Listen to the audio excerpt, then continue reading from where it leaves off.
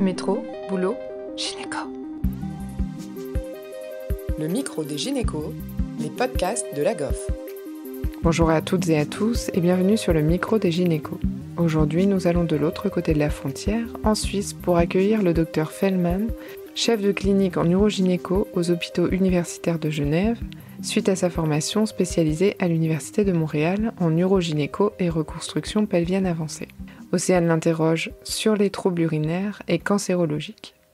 Bonjour Aurore, merci d'avoir accepté de participer à ce nouvel épisode de notre chaîne podcast. C'est toujours un plaisir de te recevoir.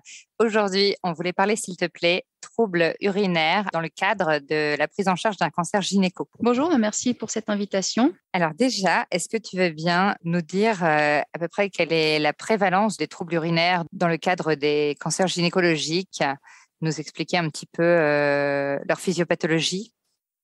Alors, la première chose, c'est qu'il y a eu une méta-analyse qui avait été faite en 2018 et qui montrait que les troubles de la statique pelvienne, ils étaient plus grands chez cette population dite survivorship après un cancer gynécologique pelvien.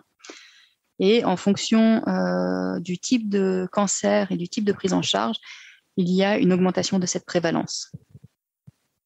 Ça, c'était la première chose. Et puis après, pour chacune en fait des cancers gynécologiques, que ce soit le cancer du col, le cancer endométrial, le cancer de l'ovaire, il y a également eu des études qui sont sorties qui ont essayé d'expliquer cette prévalence. Et puis il y a certains faits qui sont assez intéressants.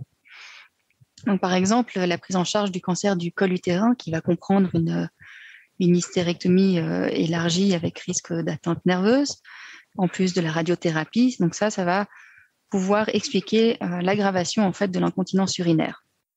Pourquoi ? Parce que quand on a une chirurgie radicale, il peut y avoir plus d'urgenturie et plus de troubles de la vidange vésicale. Surtout qu'il y a quelques études qui ont montré que si on faisait une épargne nerveuse, il y avait moins de rétention urinaire. Ensuite, la radiothérapie, ça va induire des changements cellulaires qui vont également mettre une perte de l'élasticité. Et donc, sur l'effet vésical, ça peut avoir une baisse de la compliance qu'on peut bien comprendre. Et puis, ça va également avoir un effet sur la proprioception, donc le fait de ressentir les choses plus rapidement, et une réduction de la capacité vésicale qu'on comprend aussi par la réduction de la compliance. Et puis, la chimiothérapie, certaines chimiothérapies peuvent avoir un effet sur l'incontinence, mais là, on ne sait pas si l'effet il est transitoire ou il est permanent. Concernant par exemple le cancer de l'endomètre, là, une étude parlait aussi de facteurs en commun entre les troubles de la statique et les cancers de l'endomètre, comme l'obésité et puis le syndrome métabolique qui est associé. Et donc, chez ces patientes, même avant d'être traitées, il y avait déjà une augmentation de la prévalence, où on était plutôt à 50-60% chez les patientes avec un cancer de l'endomètre, par rapport à une population générale qu'ils estimaient à 20 à 30%. Puis après le traitement, là, cette prévalence, elle montait entre 70 et 80%, sans avoir fait de différence par rapport au type de chirurgie et au traitement adjuvant. D'accord. Et concernant la prise en charge thérapeutique après radiothérapie, comment ça se passe chez les patientes qui ont des troubles urinaires ? Alors, la première chose, c'est qu'il faut avoir les examens complémentaires, qu'on va dire invasifs, beaucoup plus rapidement. Vous avez bien compris que s'il y a une atteinte sur la compliance, qu'il y a une atteinte sur la capacité vésicale, c'est important de faire la différence quand il y aura une hyperactivité vésicale, de savoir si c'est un trouble de la compliance ou si c'est un simple impact sensoriel.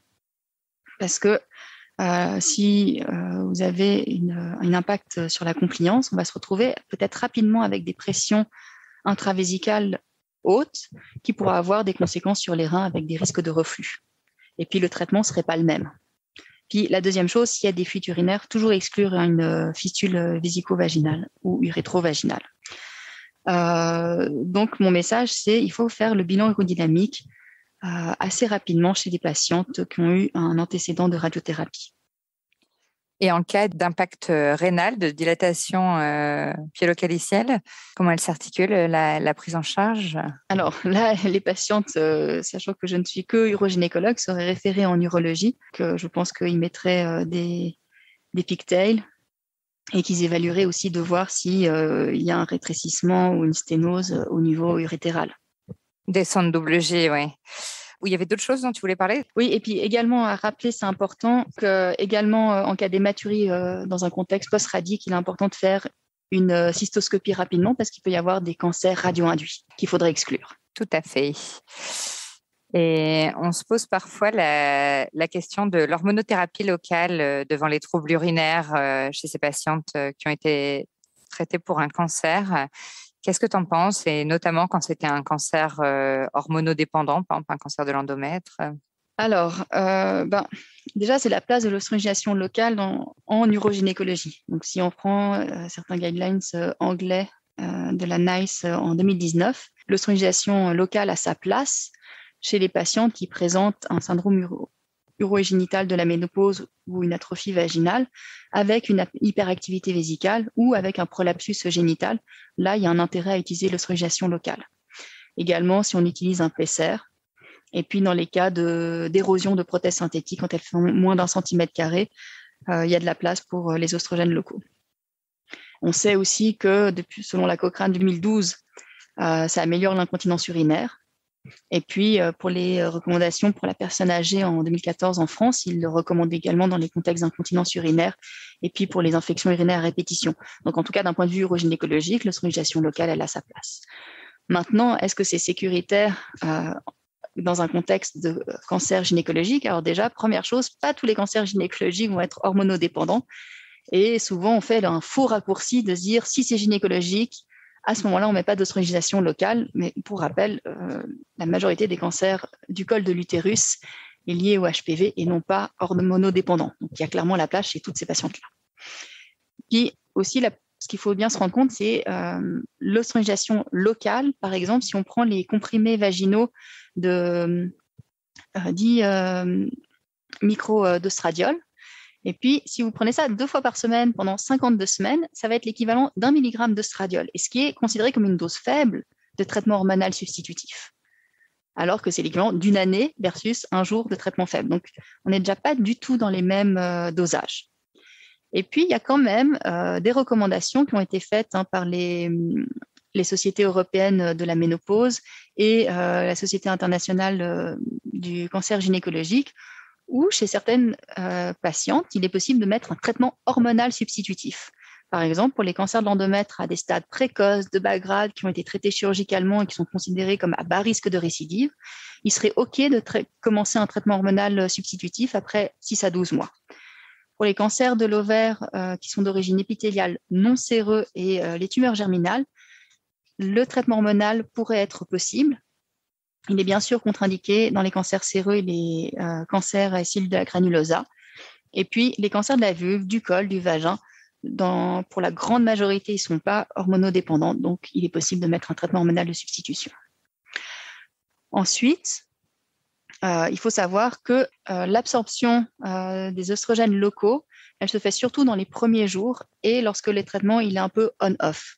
Mais à partir du moment où le traitement va être mis en place et va être respecté à 2 fois par semaine sur une longue durée, l'absorption, elle se réduit, voire elle est quasi nulle, parce que probablement la muqueuse vaginale qui s'épaissit va empêcher cette absorption. Ensuite, on sait qu'on peut utiliser des manières pour réduire l'absorption. Par exemple, si on prend l'œstriol, va être moins absorbé que l'œstradiol. Si on prend un anneau vaginal qui libère des oestrogènes locaux, ça va être moins absorbé que de la crème vaginale. Il y a également des formulations de produits qui vont avoir des pénétrations augmentées.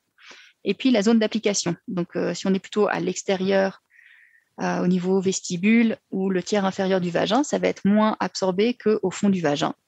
La qualité de la muqueuse, comme je vous ai dit, c'est plus absorbé si c'est atrophique. Et puis, le temps d'utilisation. Donc, plus on a une utilisation qui va être régulière et longue, moins il va y avoir de l'absorption. Et tout ça, disons, va permettre d'avoir une utilisation de l'oestrogénisation locale qui va être réfléchie en fonction des symptômes.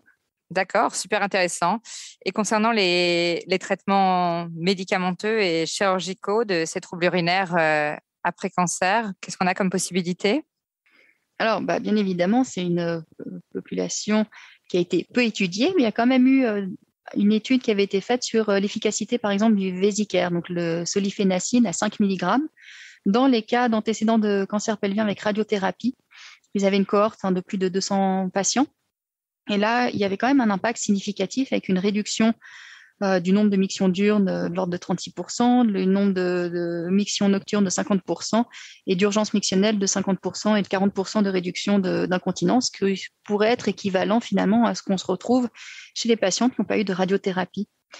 Après, concernant les prises en charge plus invasives pour la vessie hyperactive, donc il y a quelques rares données sur le Botox qui auraient pu permettre d'améliorer la capacité vésicale en passant de 100 à 250 millilitres et puis de diminuer la fréquence diurne. Maintenant, il n'y a pas de place à la neuromodulation sacrée chez ces patientes-là en général. Et puis, concernant la prise en charge chirurgicale de l'incontinence urinaire d'effort, il y a plusieurs choses qu'il faut prendre en compte. La première chose, déjà, c'est ces patientes qui ont eu des radiothérapies ou des chirurgies radicales. Donc, il y a probablement eu une dénervation qui a été faite, ce qui a un impact, bien sûr, sur la qualité musculaire et sur les nerfs.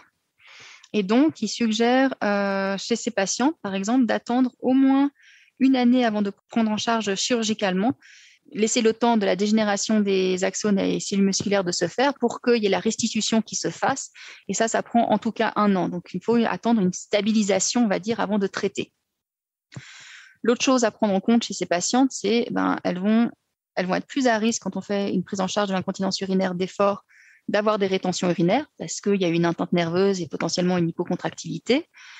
Que la radiothérapie, ça a un effet sur la qualité des tissus. Donc, selon le matériel qu'on utilise, ça peut augmenter le risque d'érosion. Et c'est des patients qui vont aussi avoir facilement une hyperactivité vésicale sur leur radiothérapie. Et alors maintenant, qu'est-ce qu'on pourrait proposer comme chirurgie ? Ça semble en tout cas une mauvaise idée d'utiliser du matériel synthétique vu le risque d'érosion. Et les quelques cas qui ont été décrits de chirurgie après radiothérapie, globalement, c'était soit un échec, soit une érosion massive. Et puis par contre, ce qui était intéressant, c'est qu'il y a eu une étude qui a été faite sur les complications de prothèses synthétiques et radiothérapie. Donc, c'est des patientes chez qui avait eu une chirurgie, soit de l'incontinence urinaire, soit de prolapsus, qui avaient par la suite eu de la radiothérapie. Donc, bien sûr qu'il n'y a eu pas beaucoup de patientes, mais en tout cas, ce qu'on s'est rendu compte, c'est que le taux d'érosion était équivalent sans radiothérapie versus après radiothérapie. L'autre chose maintenant, donc on voit bien que la bandelette ça semble être une mauvaise idée chez les patientes avec une radiothérapie, et donc il reste ce qu'on appelle les injections urétrales d'agents de comblement ou d'agents gonflants, qui peut être soit par des macroplastiques, soit par une sorte de gel de bulkamide. Et chez ces patientes-là, on va avoir des résultats. Donc, c'est des injections intra-urétrales au niveau du col vésical ou à mi-urètre, et qui vont permettre en fait des améliorations dans 40% des cas, avec des guérisons dans 20 à 40% des cas, ce qui est presque équivalent à ce qu'on pourrait avoir chez les patientes qui n'ont pas eu de radiothérapie. Ensuite, la colposuscension de Burch semble être une chirurgie peu adaptée dans les contextes post-radiques, déjà par la complexité de la chirurgie s'il y a eu une chirurgie oncologique extensive, et en plus avec la radiothérapie, on va avoir tendance à avoir une urètre plutôt fixe, et donc ça va être moins efficace pour la colposuscension de Burch. Et donc, je dirais que chez ces patientes-là, la meilleure solution sont les injections urétrales. Ensuite, ça, c'est la prise en charge chirurgicale. C'est pas parce que la patiente a eu de la radiothérapie, qu'il y a eu une dénervation possible, qu'elle ne peut pas faire de la physiothérapie. Donc, on essaiera quand même toujours la physiothérapie en première intention et de discuter l'utilisation d'un PCR anti-incontinence si le statut vaginal le permet. Parfait, vraiment intéressant. Merci encore Aurore. À bientôt. Merci à vous. Merci à tous de nous avoir écoutés aujourd'hui. Rendez-vous la semaine prochaine pour un nouvel épisode. Vous retrouverez toutes les ressources et références de ce podcast dans la description, et surtout, n'hésitez pas à vous abonner à la chaîne, à lui accorder 5 étoiles, voire même à en parler autour de vous. Métro, boulot, gynéco.